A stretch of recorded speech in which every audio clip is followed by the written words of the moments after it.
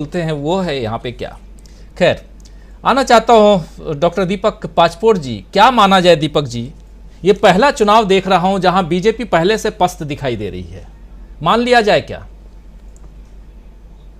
देखिए, मैं आपके आज का जो शीर्षक है कि झटकों की शुरुआत, इस झटकों का रिफ्लेक्शन अगर वाकई में देखना है और जिसको हम कह रहे हैं कि मोदी जी जो हैं वो कर्नाटक क्यों नहीं जा रहे हैं, केरल में क्यों है, तो केरल की उनकी 2 दिन की अगर यात्रा को अपन ध्यान से देखें तो पता चल जाएगा कि झटके वो वाकई महसूस किए जा रहे हैं। शुरुआत की तो बात ही नहीं है, उसकी इंटेंसिटी आपको उनकी केरल यात्रा में दिख जाएगी।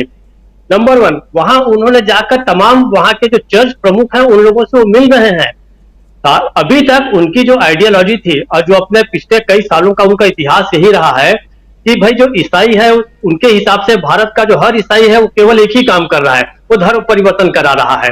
मतलब जितने ईसाई हैं, अगर हर ईसाई ने अभी तक पिछले 100, 200, 500 सालों में एक हिंदू को भी धर्म परिवर्तित कराया होता तो ये पूरा का पूरा जो भारत है आज वो पूरा का पूरा ईसाई राज्य बन चुका होता। अब वहां पे जाके जिस हिसाब से वो चर्च प्रमुखों से मिल रहे हैं और वो बता रहे हैं कि मतलब नजदीकी करने की कोशिश कर रहे हैं, तो उनके झटके का एक असर तो हम यहां देख रहे हैं।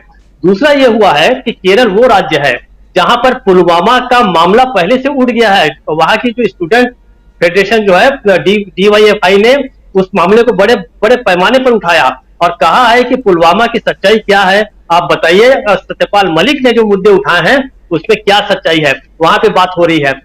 याद कीजिए कि केरल वो राज्य है कि जहां पर BBC की डॉक्यूमेंट्री का पूरा सार्वजनिक प्रदर्शन किया गया था।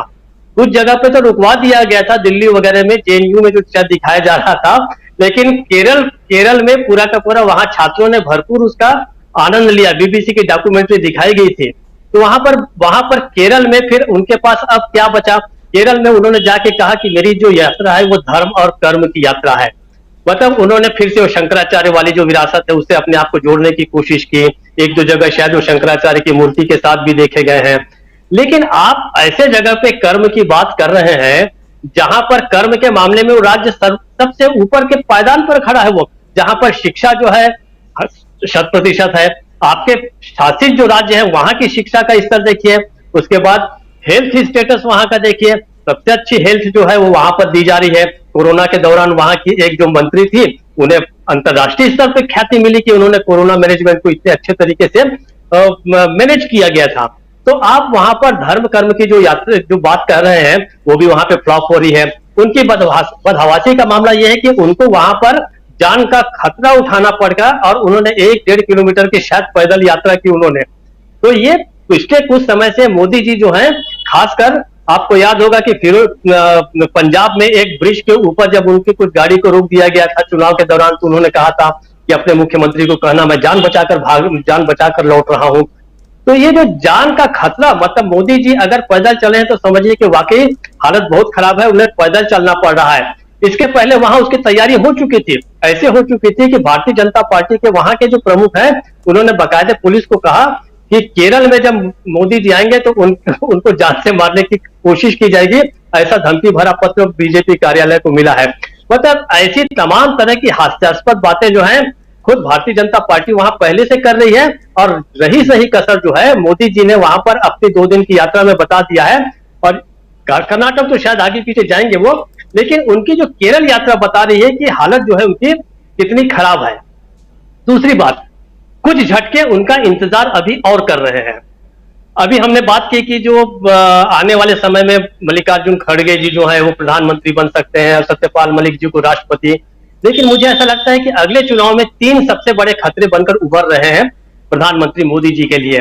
पहले है सत्यपाल मलिक, दूसरे हैं नीतीश कुमार और राहुल गांधी तो है ही है। तो ये तीनों जो है, इसमें सबसे बड़ा जो एंगल आ रहा है वो आ रहा है इन्हीं का, सत्यपाल मलिक का। क्योंकि सत्यपाल मलिक अगर खुलकर, हालांकि उन्होंने कह भी दिया है कि शायद वो राहुल गांधी के को साथ देंगे, इस विपक्षी एकता की मुहिम में वो साथ रहेंगे। और अगर जिस प्रकार से वो कुश्ती खिलाड़ियों के पास जा रहे हैं कल, उसके बाद मुझे ऐसा लगता है कि पूरा का पूरा जो जाटलैंड है वो सत्यपाल मलिक के साथ खड़ा होगा। वो असली खतरा जो है वो मोदी के लिए सबसे बड़ा है।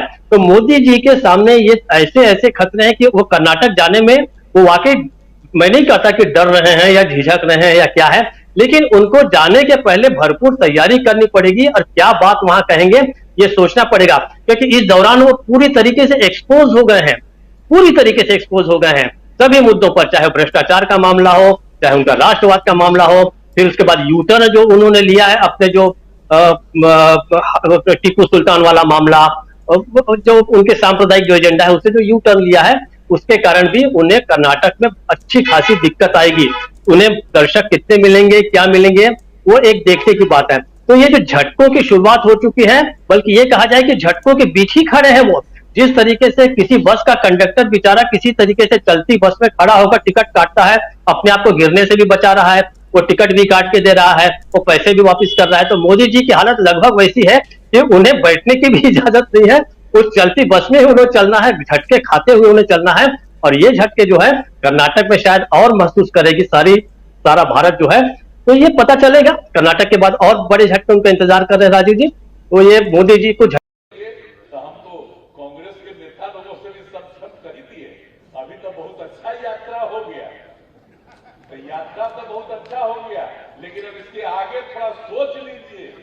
हम तो उसी के लिए इंतजार कर रहे हैं, जब तक हम तो जाके दोनों को कही दिए हैं, हम कह दिए हैं कि भाई सोच लीजिए आगे, तो जो कहिएगा।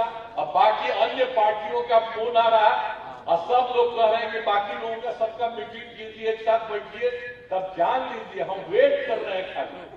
अब आप लोग इतना जल्दी, हम इसीलिए हम वेट कर रहे हैं, नहीं तो बाकी और पार्टियां थी, बहुत सारी पार्टियां एकजुट होने के लिए तैयार बैठी हुई है।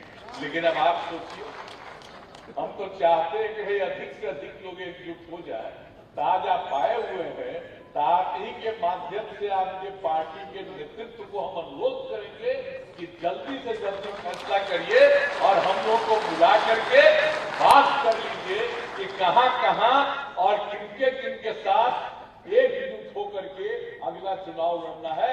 ये जिस दिन फैसला कर दीजिएगा और उसी दिन हम सब लोग एकजुट हो जाएंगे, हम मिल करके लड़ेंगे, तब जान लीजिए आप अच्छी तरह इनसे मुक्ति हो जाएगी।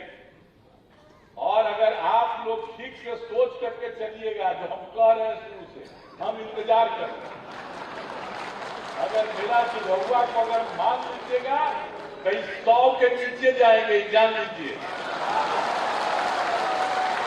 अब मेरा मसला नहीं मानिएगा तो क्या होगा आप जानिए, आप लोग जानिए, हमको